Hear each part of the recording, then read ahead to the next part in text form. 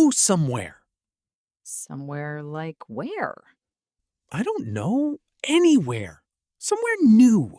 Somewhere I have never been. Okay. When? Soon. Next month, maybe. Who is going? Me. And you. If you want to come. I'm in. Just like that? Just like that.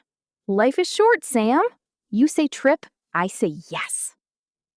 I love this about you. Welcome, everyone, to Easily Speak English.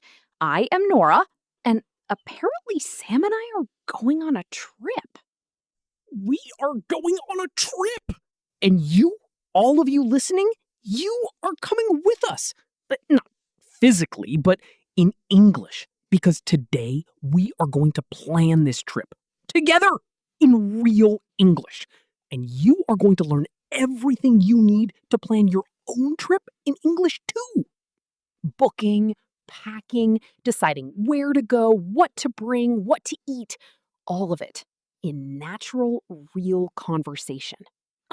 Let's plan this trip. Okay, first question. Where are we going?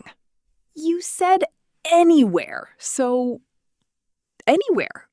Give me options. Okay, option 1, the beach. Warm weather, blue water, sand, doing absolutely nothing. I like doing nothing. Option 2, the mountains. Fresh air, hiking, big views, cold nights. Also good. Option 3, a city. Museums, food, walking everywhere, getting lost in new streets. Ugh, getting lost in new streets. I love that. So which one? Sam, I cannot choose between beach, mountains, and city. That is too hard. Okay, let's use a system. Most important thing for you on a trip? One word. Food. Food? Always food. I travel for food. Okay. For me, I need to feel like I actually went somewhere different. Somewhere that feels nothing like home. Then we need a city. Cities have the best food and the biggest feeling of somewhere different. City it is. City it is. Listeners, here is your first question. If you could go on a trip right now, beach, mountains, or city, which would you choose? Write it in the comments and tell us why. One sentence. I would choose the beach because...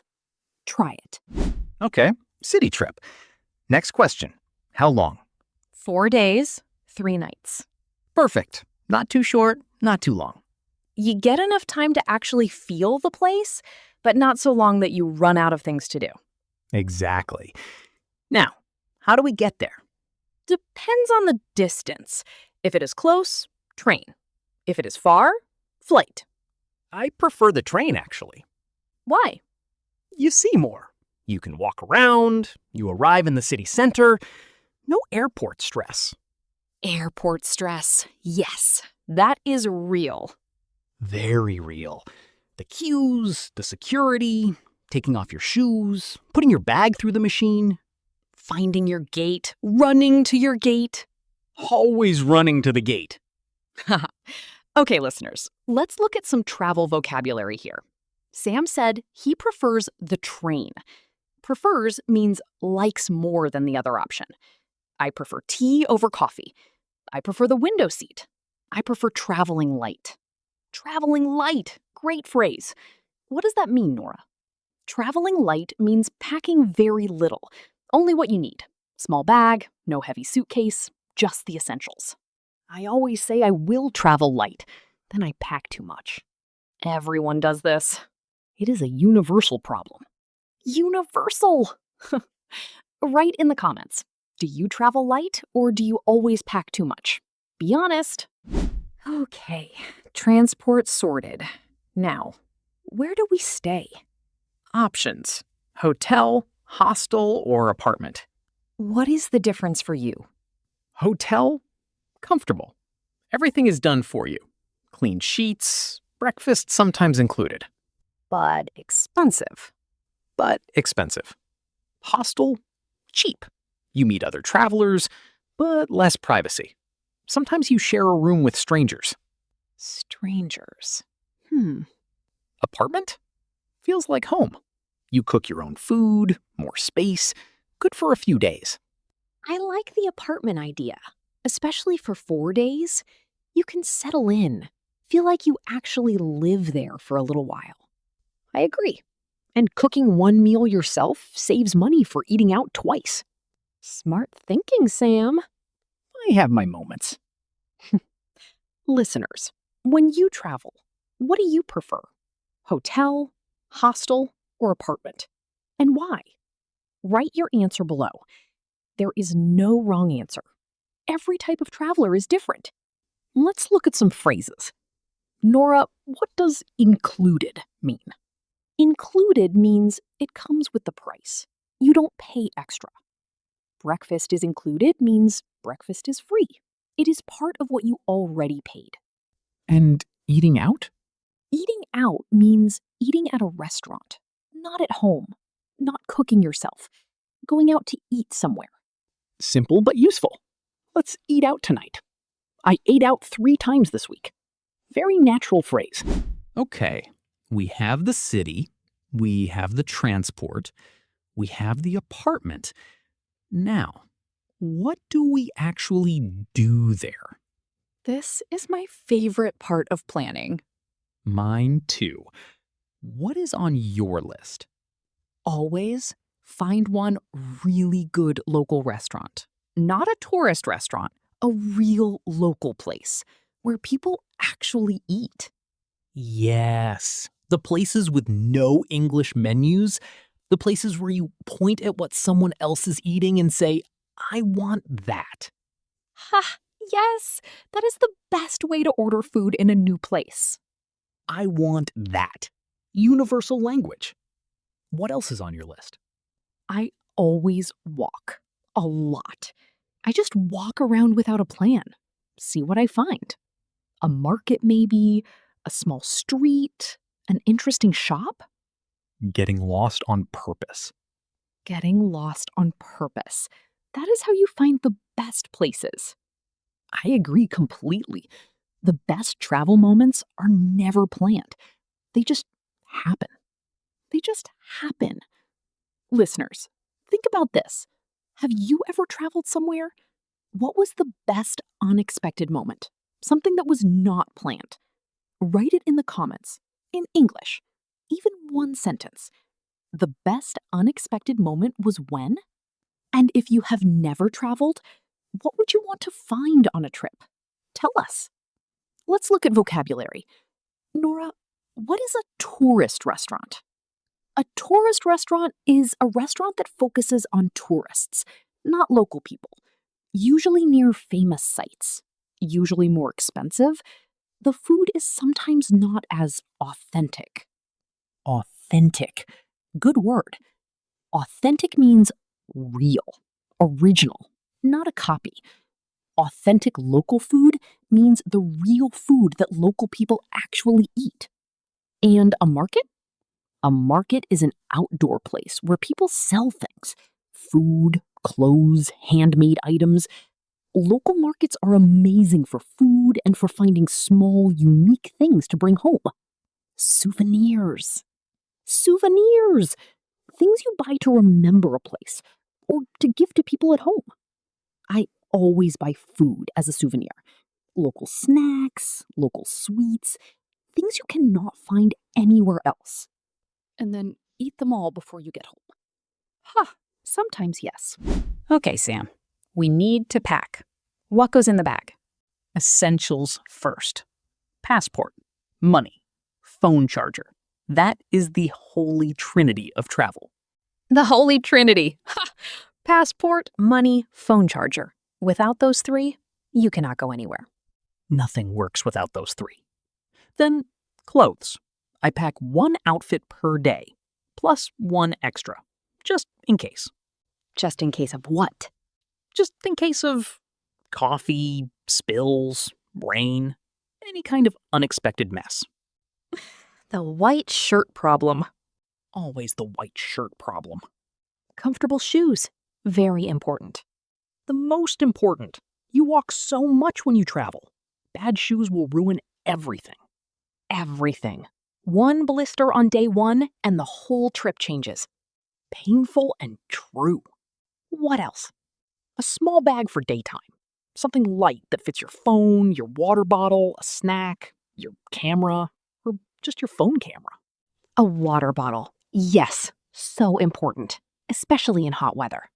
And a jacket. Always pack a jacket. Even if the weather looks warm, weather changes. Weather always changes. You think, I don't need this, and then you absolutely need it. Listeners, what do you always forget to pack? There is always that one thing. Write it in the comments. I bet everyone has a story. I once forgot to pack socks. The whole trip, no socks. Nora. I bought socks on day 1, local socks. My first souvenir. The most practical souvenir ever. Okay, let's practice some real travel phrases. Things you actually need when you are on a trip. Ready? Ready. At the hotel or apartment. Checking in. You arrive, the person at the desk asks, "Can I help you?" What do you say? Hi, I have a reservation. My name is Nora. Perfect. Simple, clear. And if you don't have a reservation? Do you have any rooms available for tonight? At the restaurant. The waiter comes. What do you say? Could we see the menu, please? Then, I would like this one, please. Or if you don't know, what do you recommend? What do you recommend? One of the most useful phrases when traveling. Local people love when you ask this. They always have a favorite dish. Always. And it usually leads to the best meal of the trip. When you are lost, what do you say? Excuse me, could you help me? I am looking for... Then the name of the place. Simple and polite. Excuse me, could you help me? I am looking for. 3 parts. Very easy. When you want to buy something, how much does this cost? And if it is too expensive, thank you. I will think about it. I will think about it. The polite way of saying no thank you without saying no. Very useful in markets. Listeners, pick one of these phrases. Say it out loud right now. Hear how it sounds in your mouth. These are phrases that will help you in a real trip in a real English-speaking place. Make them yours. Sam, I think we have planned a pretty good trip. I think we have. Let's review. City destination? Check. 4 days, 3 nights? Check. Train travel? Check. Apartment? Check. Local restaurant, walking, getting lost on purpose? Check, check, check. Packing. Passport, money, charger, clothes, shoes, jacket, water bottle. And socks. And socks. Most importantly, socks. And the phrase for when we get lost. Excuse me, could you help me? And the phrase for food. What do you recommend? I feel ready. I feel ready too. Listeners, do you feel ready? Could you plan a trip in English now? Could you book a place, ask for directions, order food, pack your bag, all in English? I think you could. Everything you need, you just practiced it. Right here, right now. Write in the comments, where would you go on your dream trip? City, country, place, anywhere in the world, in English. My dream trip would be to... Tell us. We want to travel vicariously through all of your answers.